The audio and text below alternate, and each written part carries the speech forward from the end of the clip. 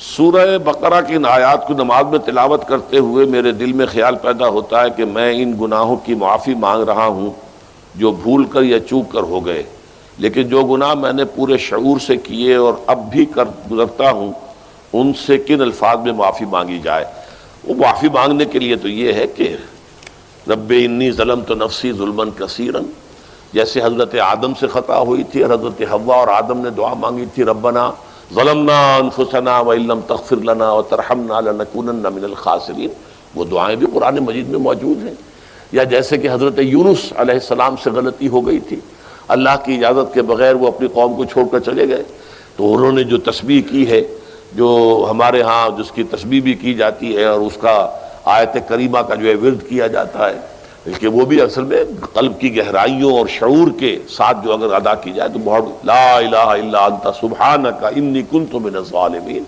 تو یہ جو ہے استغفر اللہ ربی من کل ذنب واتوب الیہ،